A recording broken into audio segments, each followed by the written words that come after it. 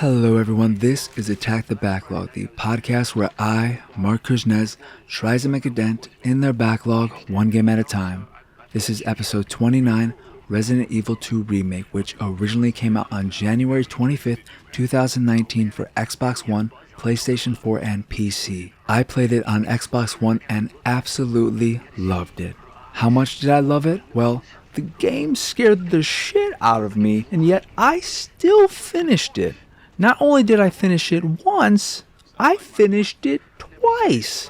Not only did I finish it twice, no, I just finished it twice, but I have started a third playthrough. Now, one thing I won't be able to do is compare and contrast the remake of Resident Evil 2 with the original 1998 release. I did play the original, but I never escaped from the police station and only played as Claire because that's the only disc I had, which I got used for cheap from my local Blockbuster. And the majority of my time was spent using my Game Shark to give myself the minigun with infinite ammo and just going absolutely mad with power, which I did again in the remake, but more about that later. So I think I'll start with the story first, and this is probably where Resident Evil 2 surprised me most of all.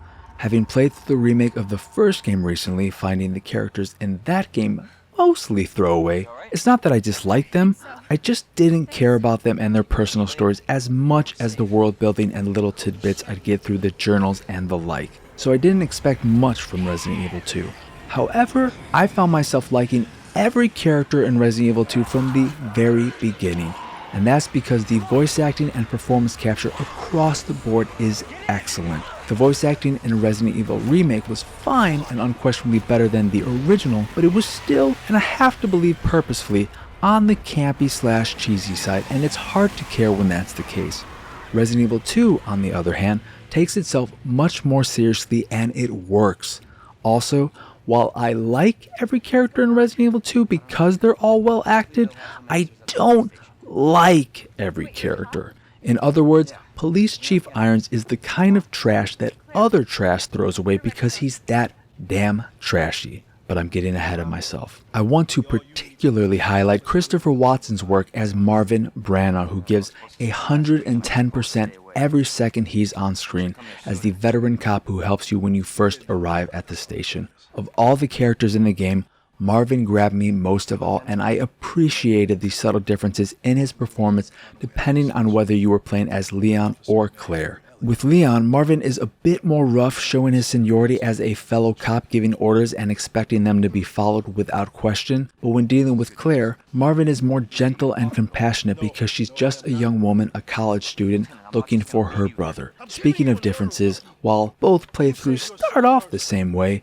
after a certain point in the story, they diverge more than I expected. Now, before I get to where the stories diverge, let me start off with how they're the same.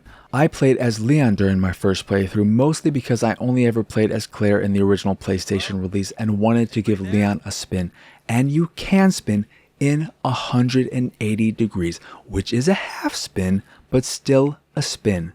But regardless of who you choose, they both start out the same way, with either character stopping at a gas station that works as a tutorial for the rest of the game. After that, the story beats stay the same until you head underground, and this is where the stories diverge, which is about a third of the way through the game. In Leon's campaign, he gets attacked by a zombified dog upon entering the underground parking lot and is saved by Ada Wong. She then gives him some sass and goes about her business. Leon comes across a journalist locked in a cell, Ben Bertolucci, who asks Leon for help in getting out, offering a way to escape the underground parking lot if he does so. But before Leon can do anything, a giant hand breaks through the wall behind Ben and squeezes his head until it explodes into a bloody mess. Say hello to the Tyrant, otherwise known as Mr. X in the fan community. Fast forward and we have the Tyrant trying to kill Leon by choking him with his big fat sausage fingers, but before he can squeeze every last breath from Leon's lungs, Ada saves the day once again by driving a van into the Tyrant, which explodes shortly after for seemingly no reason. Then, Leon and Ada team up to find the G-Virus so it can be used as evidence of Umbrella's shady business in Raccoon City. They make their way through the streets and then head down into the sewers where a giant alligator chases after Leon, who dodges, ducks, dips, dives, and dodges before throwing a grenade in the gator's face and watching it explode into a chunky red downpour. After that, they run into Annette Birkin, an umbrella scientist who doesn't trust Ada for reasons you'll learn about later. Annette ends up shooting Leon before making her getaway, and Ada patches Leon up before going off on her own. This is where you take control of Ada for a brief period of time, using your hacking tool to unlock a few doors before confronting Annette and ending up incapacitated in a big pile of garbage. Now you return to Leon and save Ada by finding a bunch of chess pieces which allow you to open up a door which leads to another door, and then you open that door, but not before fighting G again, wasting way too much ammunition before realizing you can't kill him until you get him to one particular spot where you can knock him off a platform with a crane, and then you make your way to the lab. Everything after that is pretty straightforward. The Tyrant shows up again to scare the shit out of you. Annette tells you Ada is not an FBI agent but a mercenary planning to sell the virus. You confront Ada. Annette shoots Ada. Ada falls down. You grab Ada. Ada slips from your grip, and then you make your way to the train to escape and fight the Tyrant one last time. But this time, it's serious, which you can tell by the fact the Tyrant took off his snazzy hat and jazzy trench coat. No more Mr. Nice Guy. I mean, Mr. X. Sorry, I didn't mean to call you Mr. Nice Guy.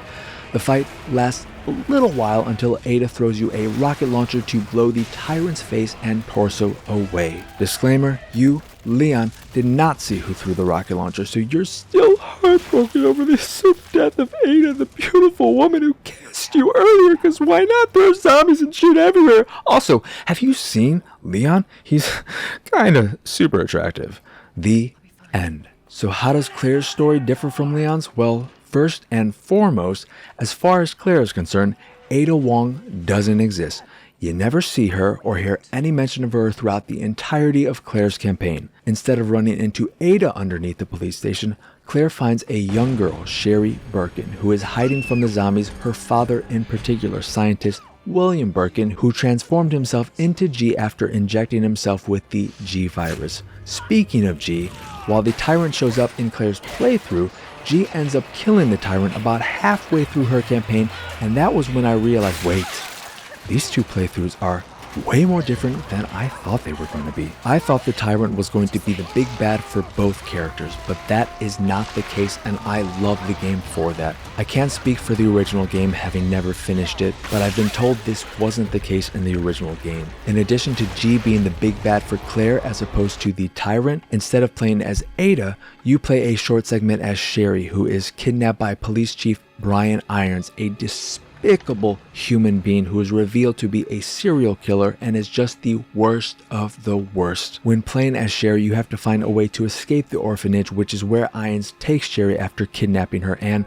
because you're just a little girl, this segment mostly involves playing hide and seek, which isn't fun but incredibly tense, thanks in large part to the staging of that entire sequence. My heart was racing as I hid under a table hoping Irons wouldn't find me as he pushed furniture around and threatened my life. Eventually Sherry manages to escape and is saved by Claire, but not before G infects Sherry with the G virus. You make your way to the sewers, never run into a giant alligator, and meet Annette, who treats you, Claire, very differently because you're not after the virus, you're not working with a mercenary, and you're just trying to help her daughter. Fast forward a bit and Sherry ends up where Ada was incapacitated, aka the big pile of garbage, so Claire saves her by collecting the same aforementioned chess pieces and doing the whole door dance / G fight. You then make your way to the lab in hopes that Annette will be able to save Sherry, and it all ends with one last fight against G, who takes quite a bit of punishment before kicking the bucket.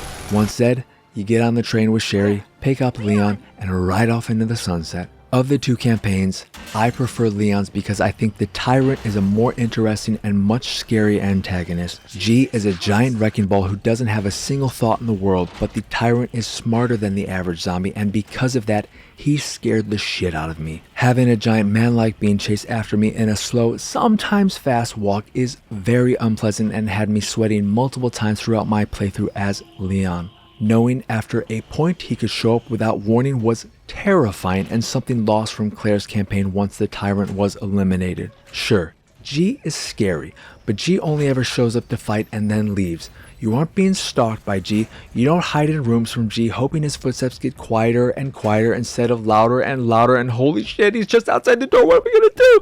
I'm fucked! She is scary, but the tyrant is terrifying.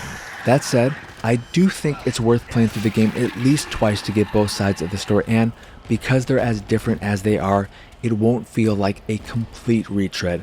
I did start Leon's second run. The second run's unlocking after you complete the main game as the alternative character, so finishing the game as Claire unlocks Leon's second run and vice versa. Since I only started my second run, I can't comment on just how different they are, but at least with Leon, it skips the gas station scene, delivering everything that happens prior to reaching the police station in a handful of truncated cutscenes, starting you off in a completely different part of the police station with parts of the station already unlocked. And in addition to the story mode, there are a handful of short story-esque scenarios. 2 of them, the Force Survivor and the Tofu Survivor, can be unlocked in-game or as paid DLC, and then 3 additional Ghost Survivor side stories were added to the game post-release for free and pose what-if scenarios with characters you meet during the regular campaign. They're nice little tangents that flesh out the world and add a little extra flavor to the overall story. Okay, enough about the story. Let's talk about how the game feels and maybe how it made me feel while playing it. Spoilers, Resident Evil 2 regularly made me feel like pooping my pants. You could say it regularly kept me regular. Now that's what I call a shitty joke. It was fine at first. Regular zombies were nothing, and the occasional licker hardly made me bigger. But once the tyrant showed up at the station, everything changed because he never left me alone, that surly son of a bitch. Sure, once I left the station, I was okay for a while, but it didn't matter because once the tyrant showed up and made his presence known, hi, don't forget, I'm always here, even if I'm not. The game went from a tense action horror game with great controls and incredible visuals to a horrifying game with incredible visuals I couldn't take the time to appreciate and great controls that didn't fucking matter because I was too scared to take the time to aim at anything because this giant fucking monster kept walking slowly in my general direction like I was some kind of delicious bowl of oatmeal. Leon may look delicious, but he's no bowl of oatmeal and not nearly as nutritious. I like oatmeal, if you couldn't tell. Anyway, Resident Evil 2 feels great. The shooting, the movement, the camera, everything about controlling the game feels great. I know being able to move and shoot at the same time is something some fans of the series don't like, a functionality which was first introduced in Resident Evil The Mercenaries 3D for 3DS of all games, but I like having the ability to do so even though I rarely, if ever, did because moving while shooting greatly affects your accuracy, so doing so could lead to a lot of wasted ammunition. And if you play on assisted mode, the game's version of easy mode, you get a very generous aim assist which makes lining up a headshot almost too easy. But if you're someone like me, someone who doesn't do too well with horror games, it's nice having features like that which make the game more accessible. That said, there is one aspect of the gameplay I don't like, though it's more gameplay adjacent than gameplay itself. Most enemies, including regular zombies, can take way too many bullets to put down, even on assisted mode. As I put bullet after bullet into a zombie's head only to see them get up a few seconds later, I was left wondering if every zombie had a reinforced skull or maybe they were all doing their best Hugh Jackman from X-Men 2 impression. The dogs would consistently drop after 3 bullets from the base handgun, 1 if you land a headshot, but a regular zombie could take upwards of 9 bullets from the base handgun before going down for the count. It's not a huge problem because ammo is so plentiful and you could just ignore a lot of enemies, but it is, at the very least, noticeable and just a wee bit annoying. Going back to the topic of my second playthrough, after beating the game as Leon and letting all the stress that built up over the 6 hours it took to finish the game escape my body, I bought the all in-game rewards unlock DLC for $4.99, which unlocks all the infinite ammo weapons as well as a few other extras. These unlockables can all be obtained in-game if you complete certain goals, like completing the game on hardcore mode with an S+ rating, but I know I'll never be able to do that, which is why I opted to pay the $5. Once I downloaded the infinite ammo weapons, I went through the game again as Claire and, like when I played the original game on PlayStation 1, I did so utilizing the beautiful infinite ammo minigun and it was glorious. I can't begin to express how sweet it was going through the game again, a game that made me feel so tense and anxious and frightened for so much of it, with the freedom to fill every zombie that got in my way with an unlimited number of bullets. That said, as nice as it was having a small arsenal of guns with unlimited ammo, one negative side effect of feeling so free was that I found out Claire has to deal with way more lickers than Leon, and no matter how many times I ran into a licker, I never learned my lesson. And when I say ran into a licker, I mean just that. Because of my infinite ammo minigun, I ran all over the place, never thinking, maybe I should be quiet just in case there's a licker on the other side of this door. Nope, I just ran like Forrest Gump, and every now and again a box of chocolates in the shape of a licker would be all up in my face like I'm some kind of Tootsie Pop. Fun fact, like a Tootsie Pop, 3 attacks from a licker in standard mode leads to death. Coincidence? I think not. But as tense as the game could get, the tension was never due to the controls, and that's the way it should be. But as great as the controls are, there's something even better in Resident Evil 2, the visuals.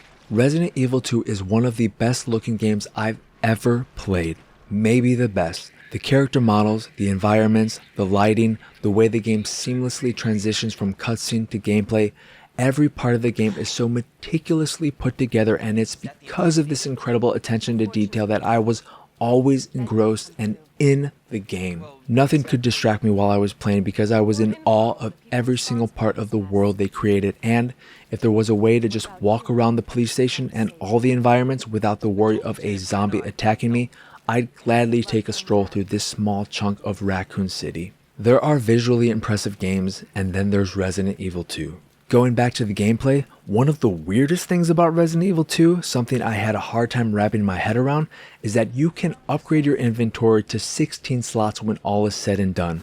16 slots may not sound like a lot, but coming off of Resident Evil 1 where you have 8 slots as Jill and only 6 slots as Chris, 16 slots feels like cheating.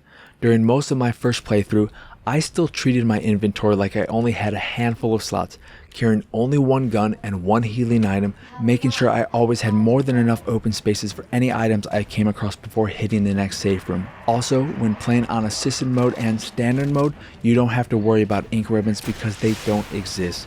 You can save as much as you want for free, and even if you don't save via a typewriter, the game autosaves as well. However, if you play on hardcore mode, autosave is turned off and you will need ink ribbons in order to save, and one zombie bite will hurt the shit out of you. So keep that in mind if you're looking for a challenge or looking to avoid one. All that said, I loved my time with Resident Evil 2, which should be apparent by my playing it multiple times to completion, and even now with my backlog barely any smaller than it was 1 year ago, I want to play through it yet again. Resident Evil 2 is a masterfully made game and is what every remake should strive to be. It's not only one of the best games I've played this year, it is one of the best games I've ever played, period. Having recently played Resident Evil Remake and now this, I think I may have just become a fan of Resident Evil, though I am a bit scared to go back and play Resident Evil 3 on PlayStation 1 if a remake isn't announced soon, something I hope we hear about at TGS 2019, which will have happened by the time this episode comes out, so here's hoping. But regardless, I'm loving my time with the Resident Evil series, and I look forward to revisiting the series again in the hopefully not too distant future. Anyway, that will do it for this here episode of Attack the Backlog. Once again, I am your host, Marc Kuznez. Y'all can find me on Twitter and pretty much everywhere at PXSausage. The site is, of course, pixelatedsausage.com, where you can find this podcast and the Pixelated Sausage podcast, which are both available on podcast services across the globe like Stitcher Radio, Google Play, Apple Podcasts, and Spotify.